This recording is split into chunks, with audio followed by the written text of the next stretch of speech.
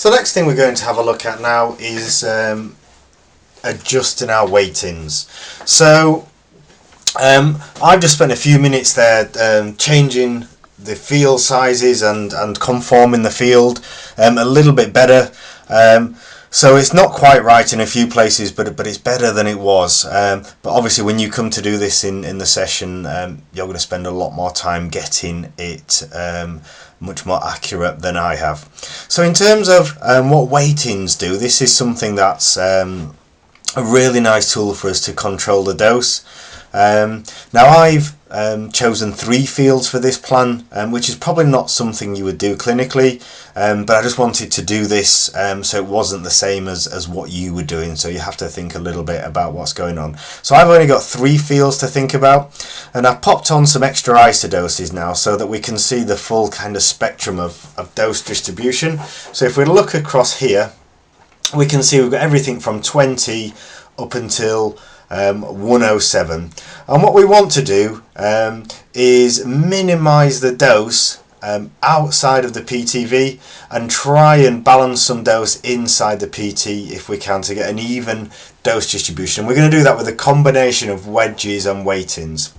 So with 3 fields we're probably not going to be able to achieve the desired effect, but we should get it close. With 4 field you'll get better results than I'm getting. So ideally what we want to do is have no more than 80% dose out in this region here, this region here, and this region up here. So if we look at the moment, we can see, looking at these isodoses, let's just move that out of the way, you can see that we've got 85% around here, and if we look here we've got about 50% up there. So we've got an unbalanced plan across those fields.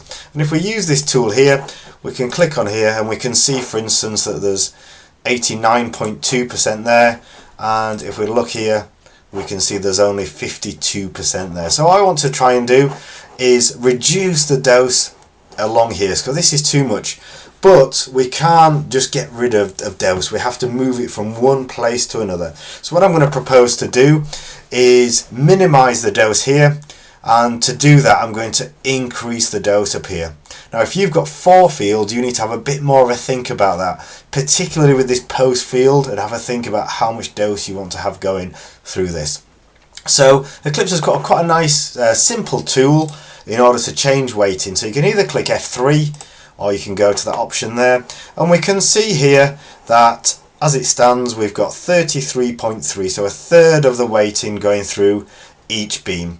And if we click there we can see that'll automatically update the dose every time we make a change. So just to kind of show the effect of what this does, so I can reduce the ant field, and as you can see, as I do that, it's increasing the dose to the lateral. So now we've got hardly any dose coming through here, but lots of dose coming through the laterals, and you can see here that our maximum is now nearly 128%. Clearly if we were to do the other way, then it would look something like that, and we could also change something like that as well. So we can put lots through the left, or we can put lots through the right.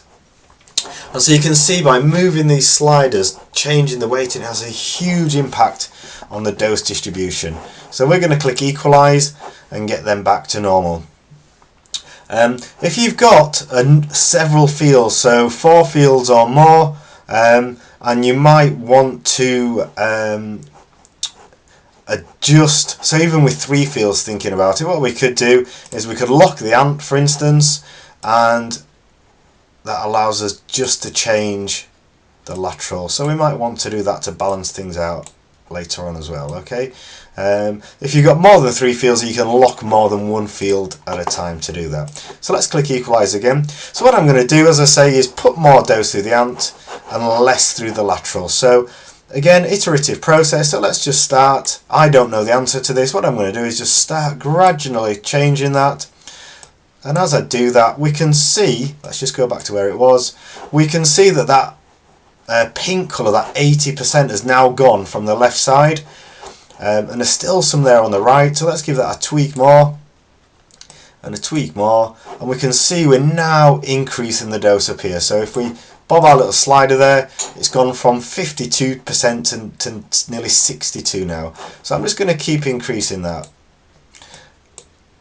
to something like that maybe. Okay, so we're just looking on one slice as I'm doing this. As ever, we need to remember that we're planning in 3D, so we need to scroll up and down as we do this to review the plan. We can also see that this is having an impact down here in terms of reducing some coverage down here, and it's also creating a hot area up here, a hotter region, so we're going to have to address that as well. So we've now got less than 80% in those regions.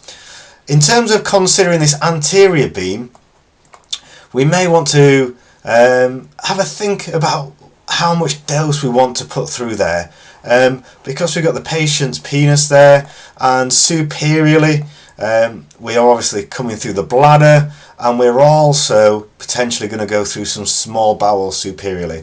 So I'm going to adjust that to try and balance that out as much as possible. So I'm not going to optimize it fully because I want you to have a think about that as well.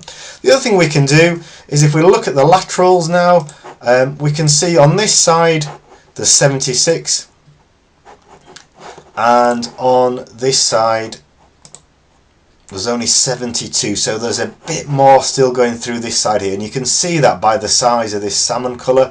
So again, have a think about what we might adjust there to balance those out.